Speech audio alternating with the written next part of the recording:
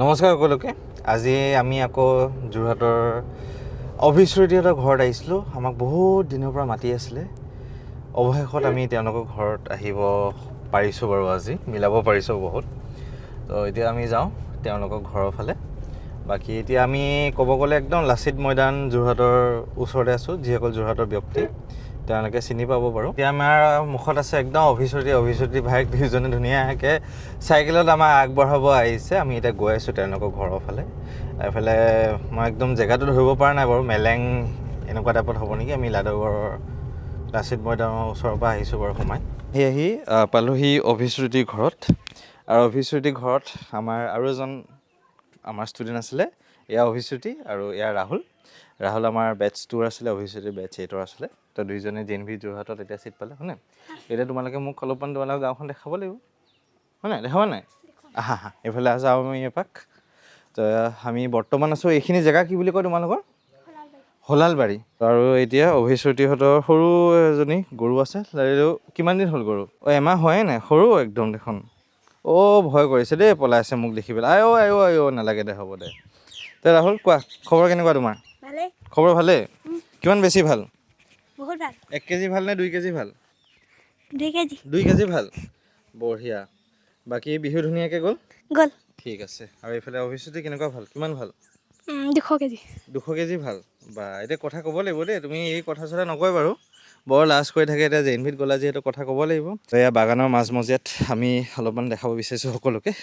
তো আপাৰ আচামত সেইটোৱে ভাল লাগে, চাৰিওফালে বাগান। আৰু এয়া বাগানৰ কাষতে তেওঁলোকৰ ঘৰ, অভিশ্ৰুতিহঁতৰ ঘৰ। এই অভিশ্ৰুতি ভাইক আছে। এইফালে আহা তুমি। ক্লাছ 3 পঢ়া? ক্লাছ 3। কোন স্কুলত পঢ়া তুমি? আমাৰ গোহাঁইগাঁও আদৰ্শ শিশু নিকেতন। গোহাঁইগাঁও আদৰ্শ শিশু নিকেতন। ঠিক আছে, ভালকৈ পঢ়িব লাগিব বাৰ নিচিনাকৈ। অ'কে, আমি চালোঁ অলপমান অভিশ্ৰুতিহঁতৰ ঘৰৰ আশে পাশে। এতিয়া আমি অলপমান ভিতৰলৈ যাওঁ, আচলতে দেৰি বহোঁ। বাকী এতিয়া JNVটো তোমালোকে থাকি আহিলা, থাকি আহি কেনেকুৱা লাগিলে তোমালোকৰ এতিয়া JNVত?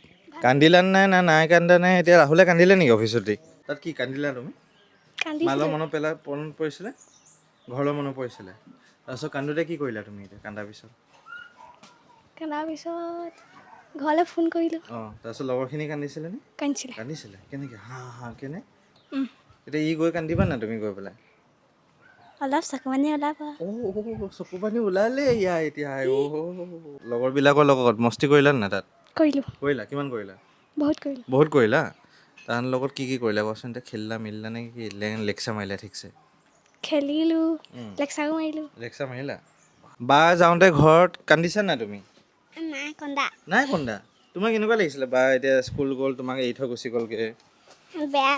বেয়া লাগিছিলে। তাৰপিছত তোমাৰতো এতিয়া ভাল লাগিছে চাগে, অকলে অকলে আৰু এতিয়া ৰজা তুমি আৰু। তুমি ৰজা হয় নাই এতিয়া? এতিয়াতো কোনো নাই, বাও নাই, একদম মাহঁতে আৰু তোমাকে মৰম কৰে আৰু এতিয়া, হয় নাই?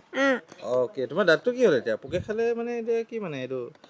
কিমান চকলেট খালা তুমি এতিয়া? চকলেটে পূৰা খাই দিলে ন দাঁত? অভিশ্ৰুতিত পঢ়া টেবুলখনৰ ওচৰত এটা ধুনীয়া বস্তু দেখিলোঁ। এখন চাৰ্ট পেপাৰত ডাঙৰকৈ কিবা সংখ্যা লিখি থৈ দিয়া আছে। এয়া কি সংখ্যা আছিলে কোৱাচোন তুমি এবাৰ আমাক? যুগ্ম সংখ্যা, অযুগ্ম সংখ্যা বাচিব লাগে। যুগ্ম সংখ্যা আৰু অযুগ্ম সংখ্যাসমূহ তুমি ইয়াত লিখি থৈ দিছা। অ'কে, তো গছ এডালত বৰ ধুনীয়াকৈ বস্তুখিনি দি থৈ দিয়া আছে, ভাল লাগিছে। আৰু এইফালে আমি চাওঁচোন তোমাৰ পঢ়া টেবুলখন এবাৰ। অভিশ্ৰুতি এখন আমাৰ পঢ়া টেবুল ক'ব গ'লে। তো ইয়াতে কিতাপসমূহ তুমি ৰাখিছিলা। অ'কে, আৰু এনেকৈ তুমি ইয়াতে পঢ়া টেবুলখন আছিলে ন? ঠিক আছে। আৰু সকলো অভিভাৱকক মই সেইটোৱে দেখাব বিচাৰিছোঁ যে আপোনালোকৰ ল'ৰা ছোৱালীক এনেকুৱা এখন পঢ়া টেবুলত বহাই পঢ়াব। আৰু ইয়াতে দেখিব পাইছোঁ যে অভিশ্ৰুতিয়ে নেওতাসমূহ ইয়াত লিখি পেলাই থৈ দিছিলে পূৰা 1ৰ পৰা 20লৈকে পূৰণ নেওতা।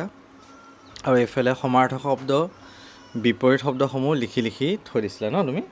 ঠিক আছে। তাৰপিছত ইয়াতে তোমাৰ অভিশ্ৰুতিৰ পঢ়া টেবুলৰ বস্তুখিনি আছিলে।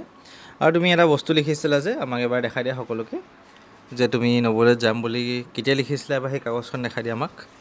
তো অভিশ্ৰুতি ইয়াতে এটা বস্তু লিখিছিলে, তো সকলোৱে দেখিছে চাগে, নৱোদয়ত চিট পাম এনেকুৱাকৈ। তুমি কেতিয়া লিখিছিলা? নৱেম্বৰত লিখিছিলা নেকি?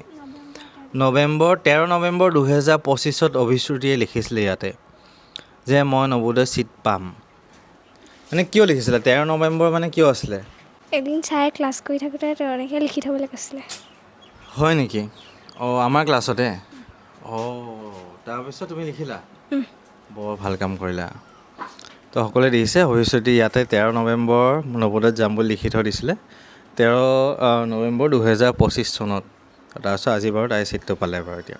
তো সেইকাৰণে সকলোৱে যাতে এনেকুৱা টাইপত ভাল আৰু কৰিলে দেই। আৰু দেখিছা ন টেবুলখন কি ধুনীয়াকৈ ৰাখিছে। তো ইয়াতে নেওতাখন লিখা আছে, এইফালে তোমাৰ বিপৰীত শব্দ সমাৰ্থক শব্দ, এইখিনি তাই কপি ধুনীয়াকৈ থৈ দিছে পূৰা। তাৰপিছত এইফালেও কিতাপ চিতাপখিনি থৈ দিছে তাই, একদম পৰিপাটিকৈ ধুনীয়াকৈ চাফাকৈ বস্তুখিনি ৰাখিছে। এনেকৈ পঢ়িলে আমাৰ পঢ়াটো ধুনীয়াকৈ ভালকৈ মনোযোগ বা মনত থাকে আৰু ক'ব গ'লে। নহ'লে এনেই খেলি মেলি বিচনাত শুই মাটিয়ে বালিয়ে শুই মেলি বিচনাত পঢ়িলেতো আমাৰ বস্তুখিনিতো মনত নৰয় না পঢ়াটো। তো সেইকাৰণে সকলোৱে ভালকৈ তোমালোকে পঢ়িবা দেই। আছে ৰাহুল বৰা, শুনা। ৰাহুলে বোলে ঘৰত একদম কাপোৰ ধোৱাৰ প্ৰেক্টিছ কৰি আছে আৰু বাচন ধোৱাৰ প্ৰেক্টিছ, ৰুম সাৰাৰ প্ৰেক্টিছ। এতিয়া নৱোদয়ত গৈ পেলাইতো বাচন নিজে ধুব লাগিব, কাপোৰ নিজে ধুব লাগিব এতিয়া। তাৰপিছত নিজৰ ৰুমটো নিজৰ জেগাখিনি নিজে চাফা কৰিব লাগিব, হয় নাই? তো তাৰ প্ৰেক্টিছ একদম ৰাহুলে বৰ ধুনীয়াকৈ কৰি আছে দেই। সেইটো শুনি বৰ ভাল লাগিছে ৰাহুলৰ। আৰু ৰাহুল একদম ঠাণ্ডা ল'ৰা হৈ বহুত কষ্ট কৰি পেলাই ছিটটো এইবাৰ দখল কৰিব সক্ষম হৈছে। আৰু যাতে ভালকৈ পঢ়ি যোৱা আৰু যাতে ভালকৈ আগুৱাই যোৱা, তাৰে কামনা থাকিলে।